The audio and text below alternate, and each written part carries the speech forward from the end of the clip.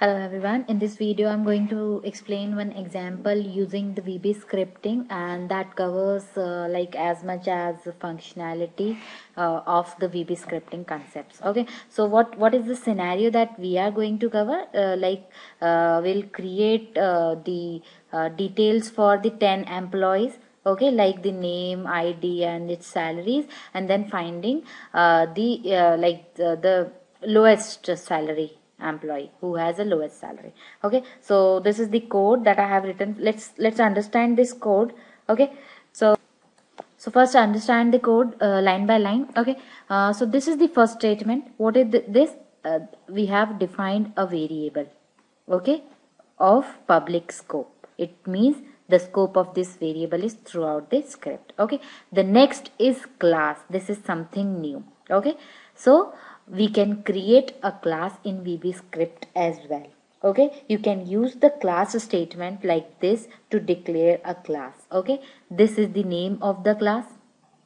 Okay, and here you can define the properties and the methods of the class. Okay, so in this example we have just created one class employee and we have defined two property of this employee. First is the employee name and the next is the employee salary. Then we will use this employee in the later on code. Okay, now here dictionary object. Okay, with the name dickemp we have created one dictionary object. Okay, now we have used the loop, for loop here, and we are iterating is from I1 to 10.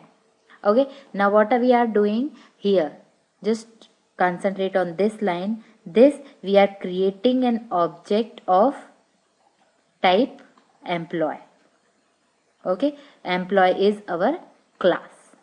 Okay, so using the new keyword you can create an object for a class. Okay, now within this emp detail we are assigning the value to name and salary, and we are just entering some random value generated emp and I. What this statement means, emp is the fixed code and I, it means whatever the value of I, it will become you. Now it will become for the first emp1, okay, emp2 and so on. So we are generating the name of the emp using this. Next, similarly we are generating the salary. 100 into I means 100 into 1, then it will become 100, then 200 and 300 and so on. Okay, now next is dickemp.add. in the dictionary object we are adding the, this is the key and this is the value. Okay, in the value we are entering the emp detail, that means an object for a class. Okay, and in the key we are generating again a ID for an employee. Okay, so here we have a dictionary objects in which the key is the ID of the employee, okay, and the value is object that contains the name and the salary. Okay, now next is emp IDs, dickemp.keys. What this statement will return, this statement will return an array. Okay, so here emp IDs will contain all the IDs of emp. So here emp IDs will become an array. Similarly details, this will become an array of object that contains again the name and the salary. Okay, now what we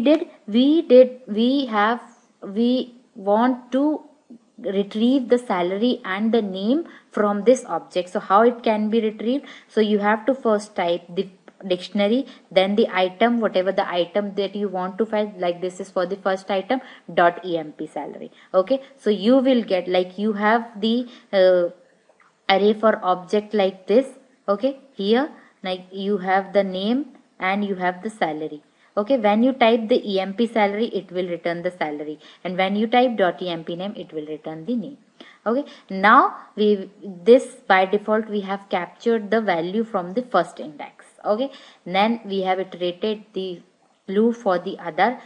Now here u bound. Okay, what is the meaning of u bound? U bound will return the size of your array. Okay, like say you have the value like 0 1 2 3 in the array like this.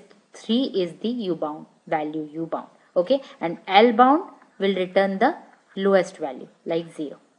Now we have iterated the loop from second to the u bound of the to the last of the array. Now price contains the first value. Okay, now we are calculating like if price is less than minimum, we have captured the first value in the minimum variable.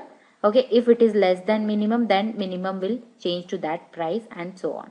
Okay, so this is how we have calculated the lowest salary of an employee, and finally we have printed this into a result. Okay, let's execute this code.